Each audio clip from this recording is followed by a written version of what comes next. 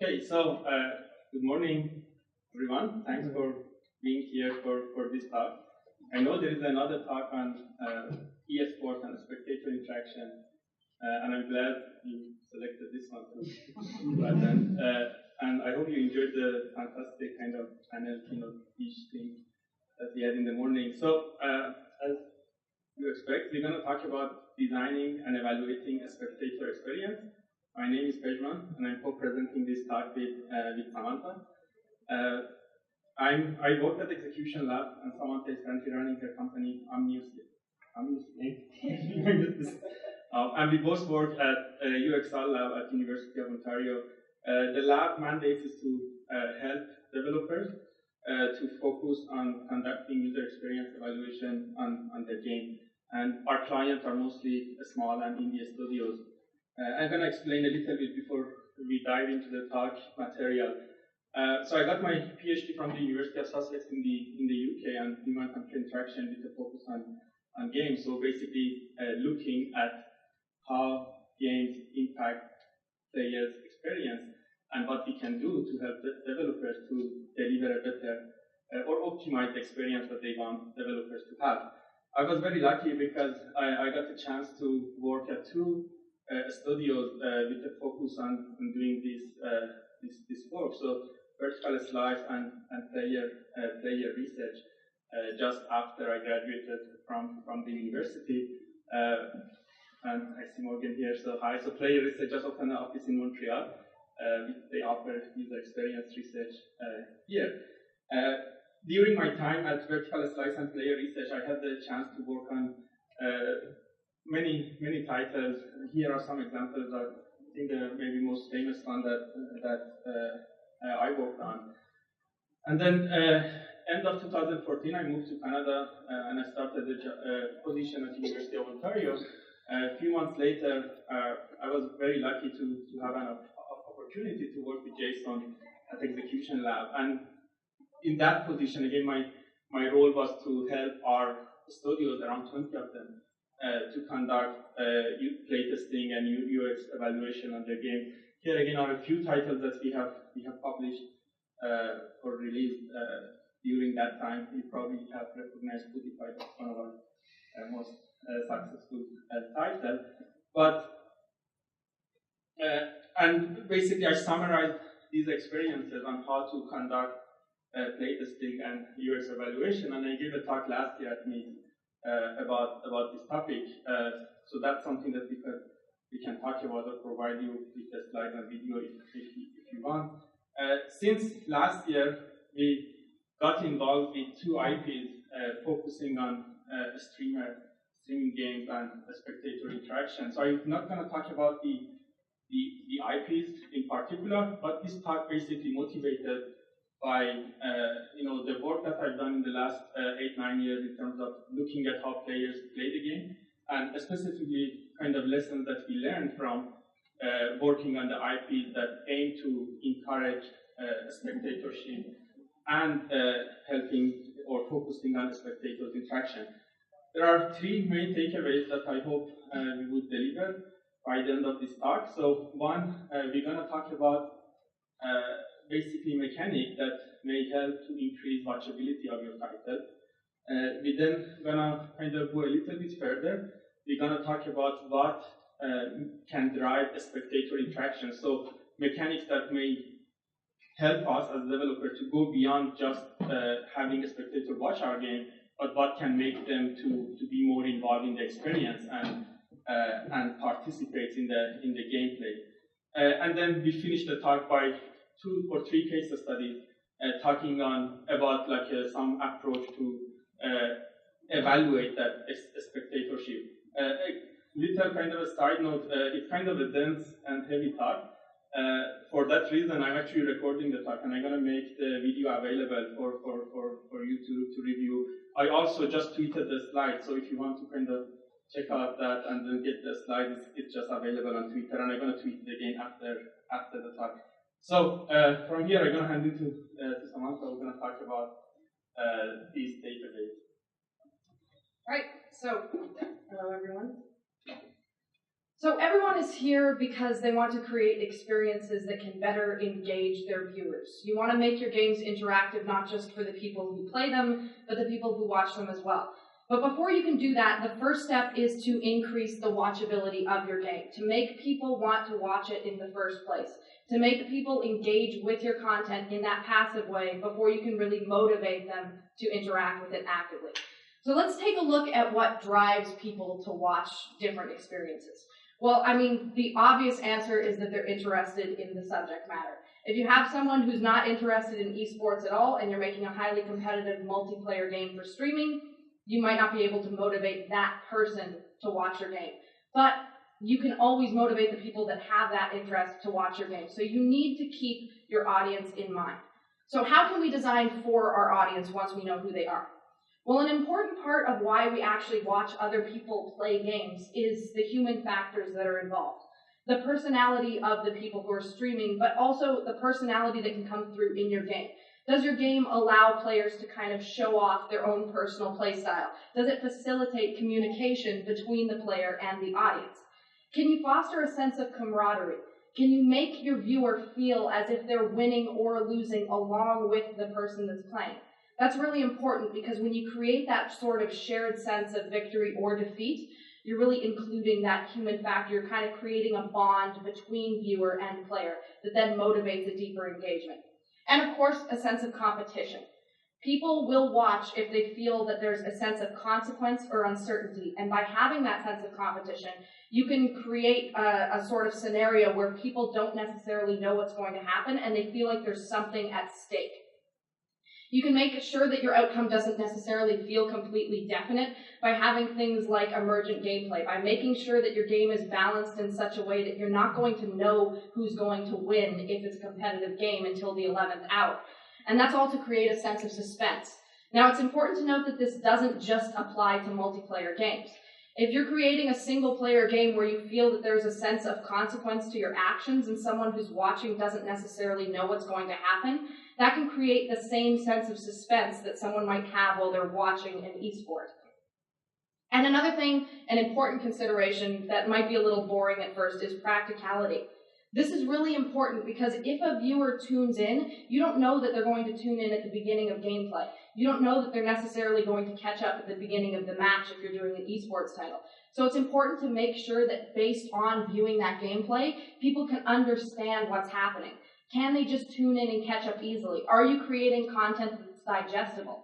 These concerns are all important things to consider in your design because while you're designing an experience that's fun for players, you need to make sure that it's practical for viewers to enjoy as well.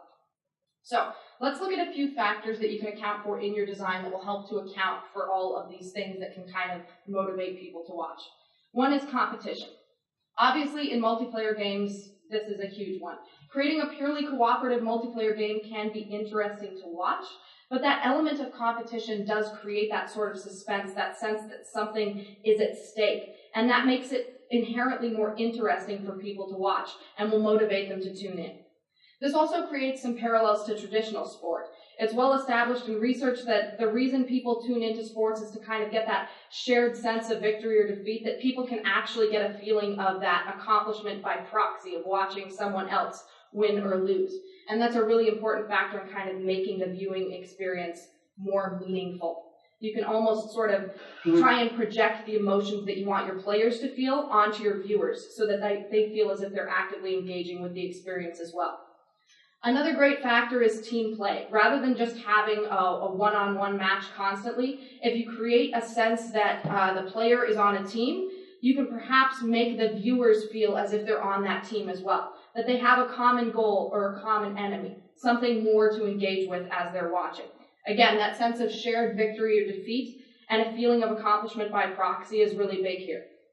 And another thing this gives you is kind of an opportunity for branding and affiliation, and not just that you might be attracting a big esports team that has a major sponsor that'll catapult your game to fame, but that people can kind of feel that sense of affiliation, that they'll learn to associate certain things in your game with certain feelings, just creating that sort of emotional connection to the viewer. And the sense of being on a team is a huge part of that, because as human beings, we're very social creatures, and that feeling of being on a team while you're watching something is kind of what can keep you engaged with the content. Now, this is back to that sort of concern of practicality. Having play that's divided into predictable play session lengths is really important here because it means that people can kind of dictate their own viewing experience. You're providing starting and stopping points for them when you have something that's based on rounds, matches, levels, etc. Now, I'm not saying that an open world game with no starting and stopping points can't be a great streaming experience. Obviously, it can be, and a lot of open world games are. But when you're just starting out and you're trying to build that sort of community, that sort of streaming focused experience, it's great if you can let the viewer sort of define their own commitment level and that they can jump in, sort of experience a predictable length of content that's maybe almost episodic, maybe 15 or 20 minutes, and then jump back out. And when they come back, they know that they'll be able to sit down for another predictable session, they'll understand what's going on, and they'll be able to have a way to practically engage with that content, rather than being completely lost when they choose to jump in, or fearing that they're going to miss out on something when they leave. Now, you do want to create a sense here, this is kind of a delicate balance, because you want players to feel like they want to keep watching, that they might miss out if they stop, but you also want to give them stopping points where they feel like they've had that complete experience. If they want more, they can get more, but it's not necessarily going to be something where they feel like they have to sit down for 8 hours or they're not going to be able to engage with it, because otherwise you're alienating a huge part of the more casual audience. Now, this is a big one that's important for all games. It's especially important actually for single-player games because it's hard to create sometimes that sense of competition or those round or match-based lengths in single-player games. But the reason why a lot of games like Minecraft, despite being single-player, are still hugely popular on streaming services like Twitch and YouTube is because of the sheer variety of content that they offer. It creates a wide variety of different scenarios and outcomes that viewers don't necessarily know what they're going to get when they tune in. You're basically creating a content engine here, whether that's to support different styles of play in a multiplayer game or a shooter so that you never know exactly how a match is going to go, or you can kind of look at different strategies, or whether that's just giving players kind of a sandbox to play with in a single player game so that you can let their creativity take over to an extent and have your players drive that content engine that then keeps the viewers coming back. Another thing that's really important is, from the developer, updates and injections of new content. If you look at MOBAs, if you look at shooters from big developers that are super successful on streaming services, you're getting things like the addition of new characters, new maps, balancing changes. It's really important that you listen to your community in this respect, and you provide them with new content. You listen to what they're saying. You're keeping abreast of any issues that are evolving in the meta, because it's really important that you're providing this content injection to keep the experience varied for your viewers, to keep them coming back to watch more. And obviously, as I said, especially in single-player games, this supports emergence, which is a huge part of driving that content engine. You as the developer, especially if you're an indie, you don't have to make absolutely everything that you want your viewers to see yourself. You don't have to make 100 different scenarios so that people know that there's always going to be something different. Instead, you can give your players the tools that they need to create those scenarios and to create that extra content that will keep the viewers coming back organically, simply because they don't know what's going to happen when players are being creative. And that also has the double benefit of allowing your players to kind of express their personality through the way that they're playing the game, through the way that they're creating the content. You need to always have a balance for the experience you want to create and giving your player the freedom to do whatever they want. But having some of that freedom in any game that you want people to watch is a great thing, because it lets players that your viewers want to engage with, that they want to get to know better, express themselves through your game. And that's an entirely new form of expression that we're seeing in this age of streaming. So, moving on past just getting them to watch, how do you actually get people to interact? How do you turn your spectators into what you might call spectator players? People that are active participants, those people that have come down from just watching the game to actively engaging with it. Whether that's talking to players, whether that's actively interacting the game, which will be the focus of this talk, whether that's creating content for a game themselves. So, what does motivate people to participate once they're watching a game? Again, the most obvious answer is fun. It has to look fun. If it looks fun, people will want to jump in because they think it is fun. And by giving them an opportunity to do so through the platform where they're watching the game, rather than having them have to buy the game separately, stop watching someone else play it, and try it for themselves, You're lowering that barrier to entry by allowing them to engage with the content that they're already watching, which might ultimately convert some other people into active players of your game rather than just spectators alone. Or it might keep that more casual audience more engaged with your content over a longer period of time. Here, sense of consequence comes into play again, except a little differently. People might watch something because they feel that there's stakes of what's going on, that there's a sense of consequence to what other people are doing. When you're actually trying to get them to participate in a game that they're watching, it's important that you make the viewer feel like their action matters, like their vote counts, if you will. You need to make sure that when you're providing those interactions for people watching your game, that they actually feel like they're going to be able to make a difference. And of course, as with watching, social needs is a huge part that's at play here. To be able to engage with the community, not just the players, but other viewers as well. To kind of take that sense of camaraderie that naturally arises from having a common goal or enemy, and as a designer, giving your viewers a channel to kind of express that social need, to actually actively communicate with other people and foster that sense of camaraderie into something stronger that will keep them more engaged, more actively participating for a longer amount of time. And also just to make them feel like they're really a part of something. If you're watching a sporting event, you feel in a way that you're part of it. But imagine if you were actually having some sort of impact on what's going on. If the players could listen to your suggested plays, if you could have a hand in what happened, you would feel that you were really a part of what happened, that your actions mattered, and that you were a part of something great. So, with respect to being a part of something great, let's take a quick look at one of the biggest interactive streaming phenomena of all time. Twitch Plays Pokemon. Most people here are probably familiar with Twitch Plays Pokemon. For those of you who aren't, this happened about 5 years ago. On Twitch, a system was implemented where input through the chat, where anyone who's watching can just type whatever they want, was filtered and parsed to create input for a port of Pokemon Red that was running on a Game Boy emulator, and the result was utter chaos. The entire game was driven by text commands. There was democracy mode, there was anarchy mode. I'm sure many of you are familiar with it. But what was really interesting about Twitch Plays Pokemon for us is that it created this huge community of, I think it was probably about 500,000 people that were involved or watching at some point, all told. And it was a huge sense of community that people are still talking about today. And it was even an accident. So imagine if you designed for this from the start, if you were able to integrate deeper mechanics. The sense of community you could create, the sense of engagement, essentially having thousands of people playing a game at the same time in one sense or another. It's a very powerful thing for a designer. Now, Twitch Plays Pokemon used chat input, which is the first mechanic we're going to be talking about for actively interacting with an experience. The thing about chat input is that it's a very low barrier to entry. The vast majority of streaming platforms already have a chat system integrated where viewers can say whatever they want, whenever they want. You implement a parser, and all of a sudden those viewers can actively put in commands. Whether that's game input or voting on game actions, it's a very easy way to kind of test the waters with different mechanics, and even a way to perhaps integrate some inputs into an existing game if you want to prototype out some simple interactive mechanics. Now, a lot of interesting things rise from even this basic mechanic alone. When you get a crowd or a hive mind of people all interacting at once, it can be quite chaotic, as we saw with Twitch Plays Pokemon.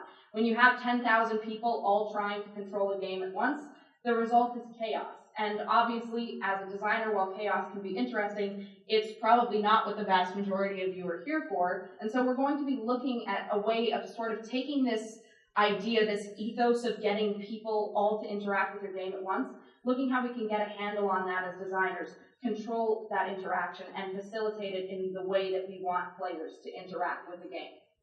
So, probably the simplest example of a way of doing this in an organized way is voting or polling, where you set up topics or decisions to be made for your viewers to vote on. You know, what sort of character should I play as? What sort of weapon should I pick up? Should the next level be a fire level or a water level? All very basic examples.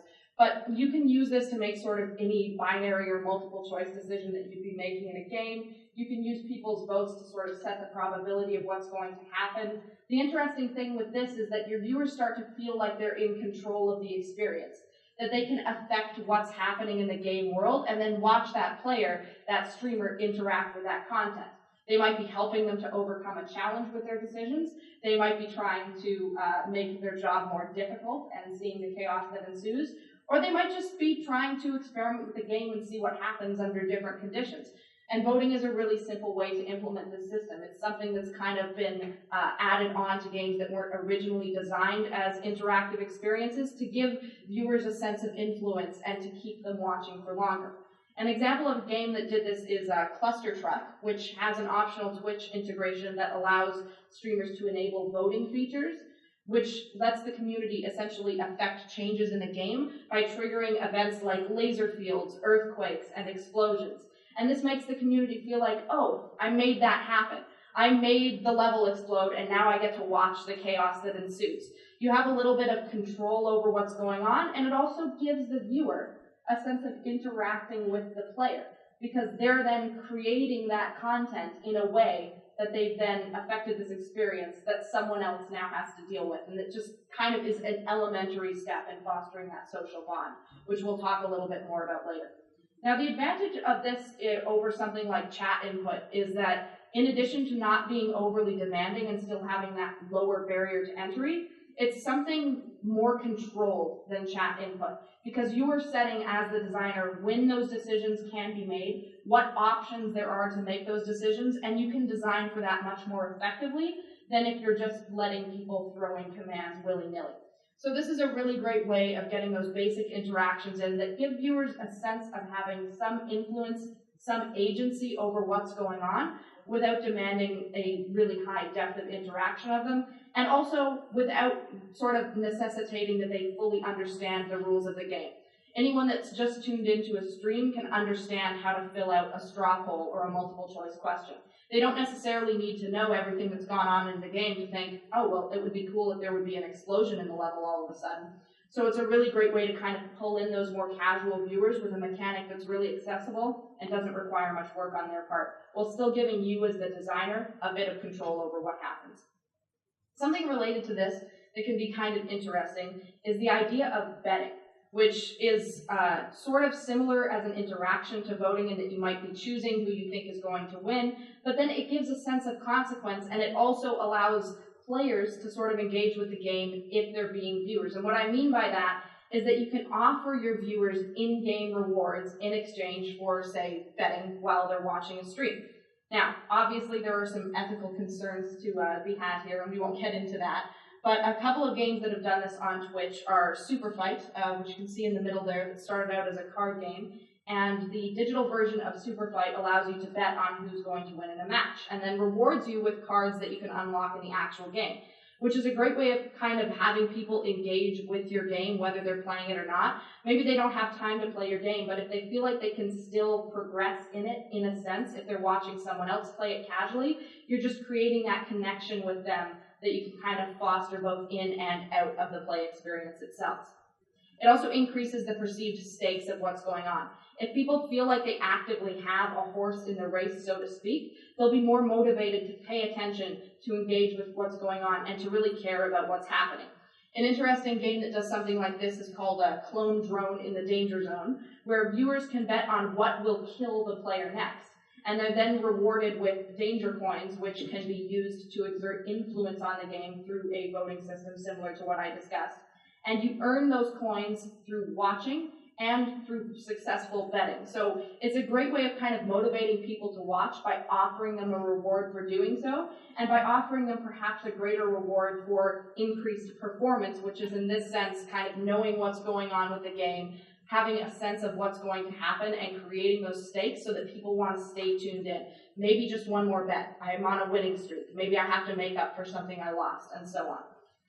It's also great because, obviously, as a game, it's a low-risk environment. It lets people enjoy that sense of chance, of gambling, of high stakes, without actually putting anything real at stake, but creating that sense of artificial suspense and intensity that keeps people watching and that motivates them to interact even more.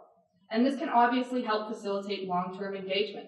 If you're giving people rewards in-game for watching your game, then they're going to be motivated to watch it longer because they can progress through the game whether by watching or by playing. You're giving them different channels to engage with your content actively so that they'll be more likely to sort of stay with that content and keep engaging with it over a longer period. Here's something interesting that kind of applies really well to events and platforms as well. If any of you here run tournaments or are thinking about developing your own platforms, an interesting thing that can sort of be applied to any game design or idea is the idea of cheering or donation incentives. And these incentives can be used to support a particular player, game, organization, and so on.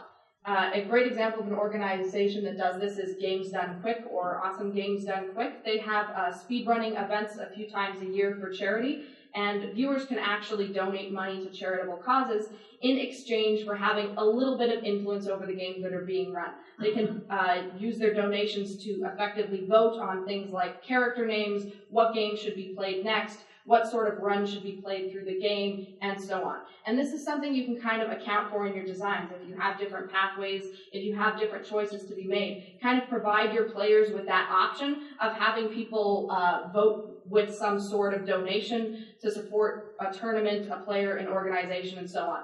And this is interesting because it kind of gives people a sense that they're really contributing something to have their voice heard. You obviously want to do this in a careful way so as not to alienate those people that might not want to be so loose with their in-game currency, if you will. But by offering call-outs or game influence as a reward for this engagement, you can kind of make people feel that they've actually put in a bit of effort or a bit of resource to exert that influence, and they'll feel more accomplished as a result of that. It can also be used to create a sense of competition in between viewers. You get things like donation wars going on in Awesome Games Done Quick, where two groups of viewers are kind of fighting over what the name of the next character should be. And this is a great way to foster that because you kind of give people this avenue to say, well, I want this to happen, but I also want this other thing to happen. So how do I partition these resources that I've been given? How do I sort of make sure that my voice is heard in the way I want it to be? And this doesn't necessarily have to be through real money or Twitch emotes. This can be through in-game currency, where you're sort of giving your viewer the opportunity to say, well, what do I really want to happen? And how do I partition out this opportunity that I've been given? How do I maximize the consequence of my interaction? Which creates some really interesting decisions that your viewers can then make. Another way that you can sort of foster engagement is through direct social channels, through commentary and interviews. During game tournaments, it's often quite commonplace to see a player or a team get interviewed by game journalists. Now, if you give your users and your viewers a way to have their voices heard through that platform, a way to submit things like questions and commentary, if you can design for that, that's something that can kind of really directly account for that social factor. Because you're then giving your viewer a direct line to communicate with players and with other viewers. I'm sure everyone here has kind of had the experience where they're watching a game, whether it's traditional sports, whether it's esports, whether you're just watching someone play the latest Zelda game on Twitch at 2 a.m., where you're thinking, hey, you should do this, you should do this. And it just gets lost in the drown that is most streaming chats. So if you give your viewers a way to kind of interact with the game, whether it's on a timer, whether it's through that sort of in-game currency that they are rewarded with by watching, by betting, with those other interactions, if you give them an opportunity to go through that direct social channel in a way that they know that their voice will be heard, you'll effectively be giving them a soapbox. And let's be honest, everybody loves attention. It's a great way to give your viewers that really want to have that sense of attention, engagement, of having their voice heard. It's a good way to give them that platform. And this is kind of related to the sense that, you know, if you're voting, you want to know that your action matters. If you're submitting commentary or a question to a player, you want to know that your voice matters.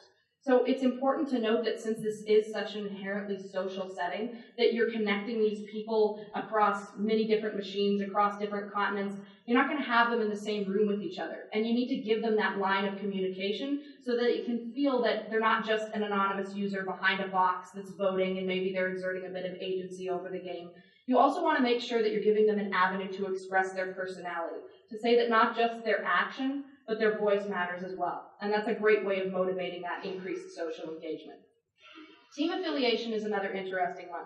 And this is something that sort of extends naturally if you're developing a game that has team-based competition. But it's also something that if you have a group of viewers and a player alone in what would normally be a single-player game, that you can have this sense of allegiance between viewers if they're able to exert influence together over the game. Now, what do I mean by this concept of active allegiance? Well, it might best be illustrated by an example.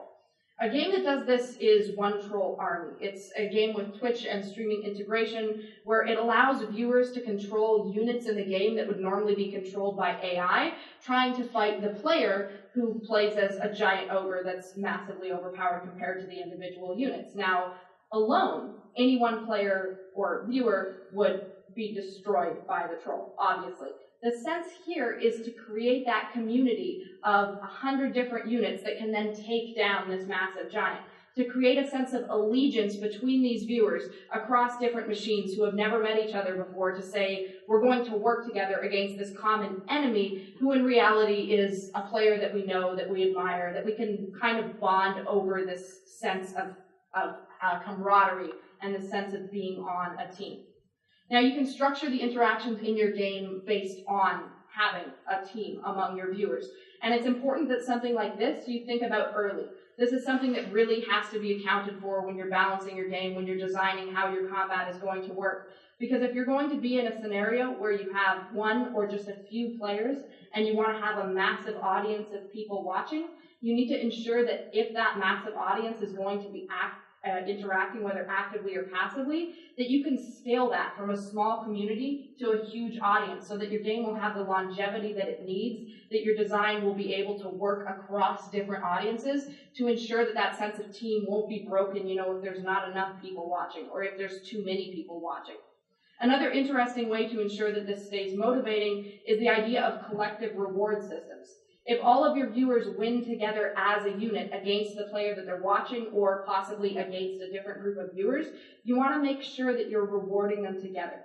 Beyond that sense that they've won and they're sharing that victory, you might consider offering some form of in-game reward, whether it's an exclusive skin that you win by participating in a tournament as a viewer rather than just as a player, whether you're looking at in-game currency, whether you're looking at exclusive moves or abilities and so on. That idea of rewarding everyone together as a group contributes to that feeling that they've really been a part of something, rather than just an individual standing in the corner kind of putting in their part when they can. They feel like they've worked together as a collective, that they've earned that reward together, and you're really facilitating that sense of community around your game, creating that cult following.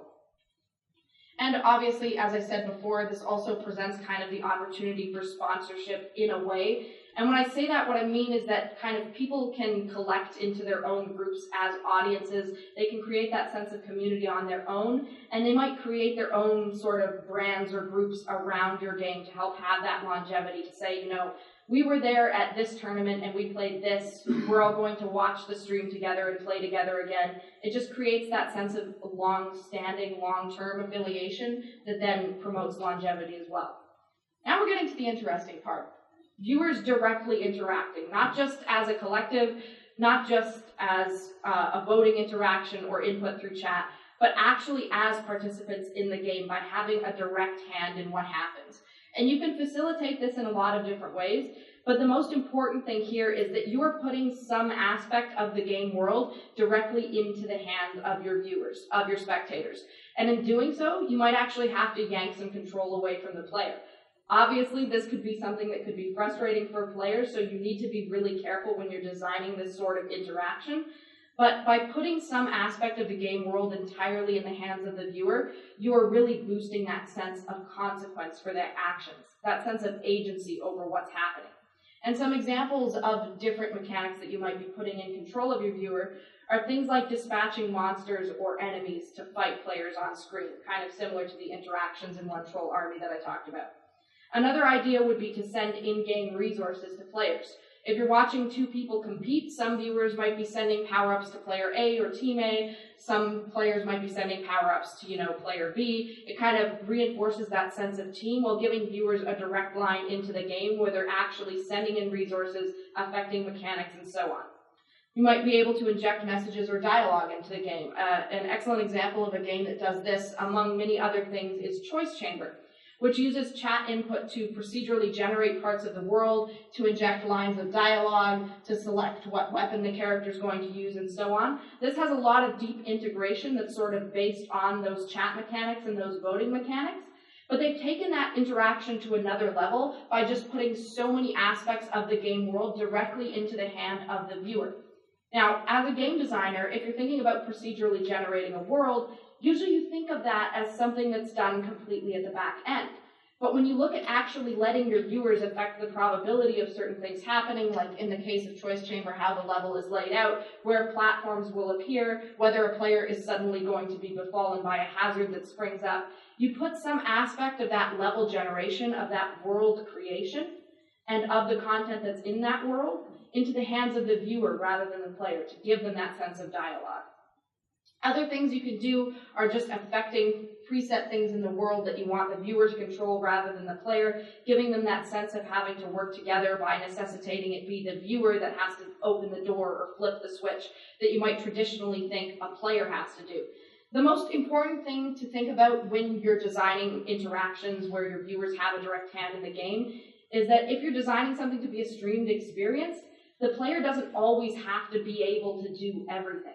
If you have an audience, allow your players to kind of toggle a feature that lets the viewer take control of something that might normally be their responsibility, to give them a sense that they're more directly engaging with the game.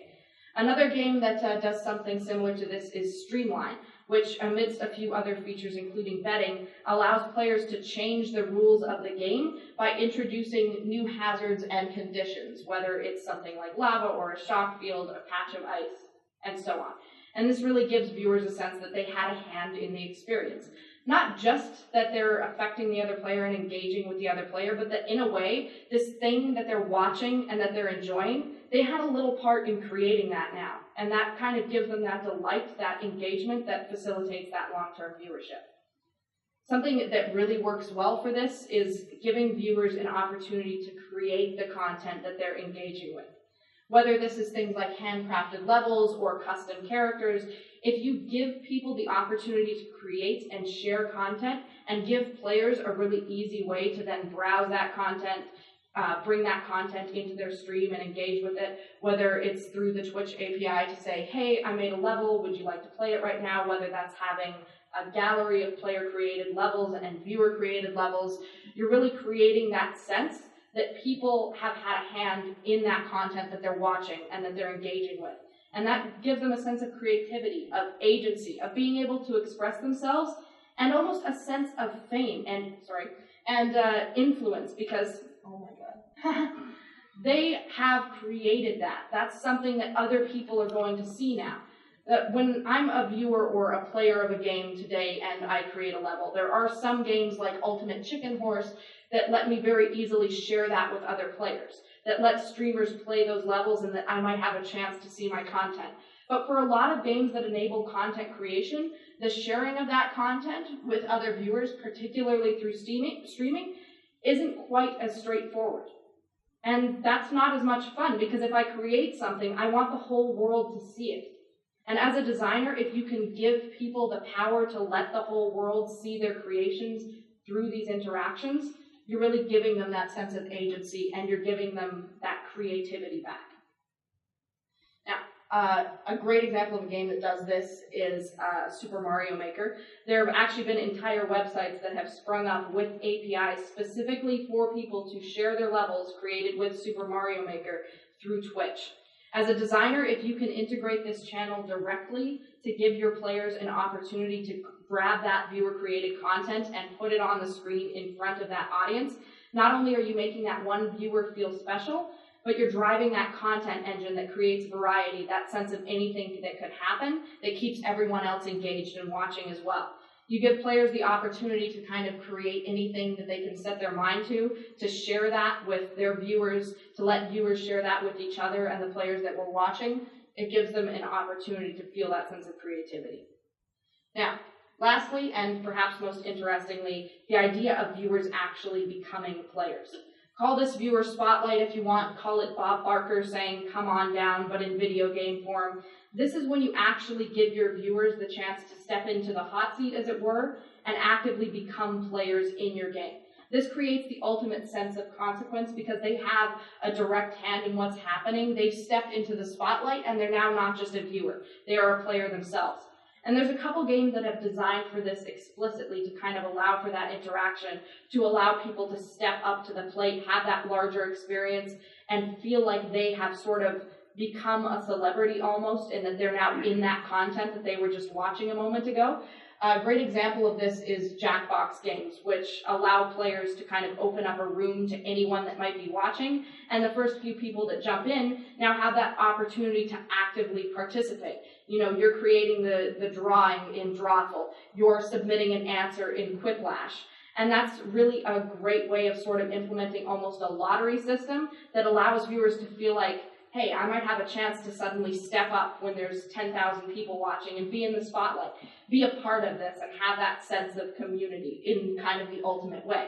Another game that did this that was at PAX a couple of years ago is Upsilon Circuit, which was designed as a sort of permadeath game where viewers would sort of cycle on a lottery system to step up to the plate and become an active participant in the game. There'd be about 6 to 8 people in the game as players at any one point.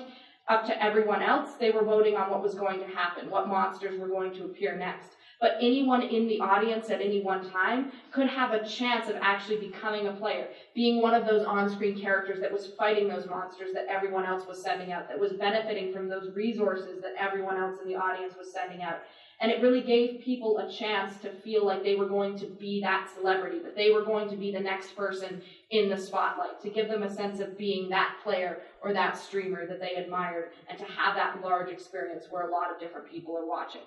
And these last few mechanics that I've been talking about, where you're actively giving your viewers a way to not just exert influence over what's happening in the game world, to then create content for that world, and to then engage with it directly as a player would for everyone else to see. These are really the sort of most in-depth interactions that you can explore with spectators. And when you're designing for those interactions, it's important that you create a ramp for people to get to that point. You want to have perhaps the voting or the chat that lets people engage with the content casually so that they can learn and become comfortable with it before stepping into the limelight as an active participant, before reaching that deepest level of interaction. So Pejman's now going to talk a bit about how you can evaluate these interactions. So as I said earlier in the talk, we are coming from a user experience design and evaluation background, and although we could see the benefit of designing for these type of mechanics, one thing that still need to be discussed is actually how players experience and how we could improve that experience. I mean, the evaluation side could be another talk on its own. I just want to kind of, in a few slides, I just want to give you a flavor of what could be done in terms of evaluation as well. So first, when we started to working on these projects, we came to understanding that we used to talk about user experience, and users to us was people who actively interact with the game or play with the game. And now we are moving beyond that user experience, and we are focusing on those spectator player experience, which would introduce its own challenges in terms of evaluation. So for our evaluation, we use basically user research method or user evaluation method, which is a kind of a mix of like observation or interview, or looking at collecting some metrics from the game. And in evaluating for a spectator interactions, what we kind of started using is kind of coming up with a mix of those methodologies that could help us to evaluate our project, our game. I picked 3 cases. As I said, we won't have time to go deep in them, but I just want to give you some examples on what could be done. So you may say one thing as a designer that you would want is to look at if you manage to engage players or spectators with your content, and that's probably a step 1. And there are obviously different ways to measure that engagement, and one of them is to look at if they click on something on the screen. So that's probably the most basic one of measuring that interaction. And here is an example graph from one of the playtests that we conducted. It shows kind of 45 minutes of gameplay, and we are measuring the number of clicks. And it basically kind of quickly can show you where in the game or which event managed to engage players more often. Obviously, when you map them onto things that happen in the level and combine them with your probably post-session interviews or questionnaires with that players would complete, then you are able to explain the reason behind those interactions. So as I kind of pointed out, okay, in around half an hour into the game, there were the main boss fight, and that's where they all tried to kind of hit the boss by like clicking a hit button or attack button. Or maybe in around minute 20, you see that one of the players decided to kind of mess up with the interface and see what would happen. So that's also something that could appear as an example of what the combination of those methods can tell us about our players. Another case, that should have been case 2, is the design, the evaluation of the design of your store user interface. So in one of the projects we were working, players were able to buy items from the store and kind of deploy them in the game later. And what we wanted to know is which item they picked to buy. Obviously, I tried to anonymize that by just using some colors. And here are the results of items that were bought. In terms of the designer's intention, they thought everything should be kind of equal in terms of what players would buy, but the data shows that it wasn't the case, and most of the players decided to buy the blue item. Now the question for us, for post-gameplay session was, okay, did they buy this because they thought the item is cool? Did they buy it because that was a cheap item? Or what many of them said, that was the first item, that's why they bought it. So it's important, again, when you collect your metrics, to combine them with information that you would gather from the players, or spectators in our case, to be able to explain why certain things happen. And another case that I had here, you could look at how spectators spend their resources and what they bought. So here we have 8 kind of levels or waves of gameplay, and we could obviously look at what items they bought, and we could also kind of graph the amount of, or the average number of coins that the spectators had. Obviously, this would help you to drive or optimize your kind of pacing in terms of what can they buy and when they would buy that. So as I mentioned, we're not going to dive deep into this. It's just because we are from a UX background and we value evaluation a lot. I thought we need to include at least a few slides on evaluation in this talk. Just to summarize, so we talked about mechanics that would help to increase watchability. We then dive deeper into talking about what sort of mechanics can help to have those spectators interact with the game, and we look at some of the evaluation cases that to showcase the importance of evaluation in this case as well.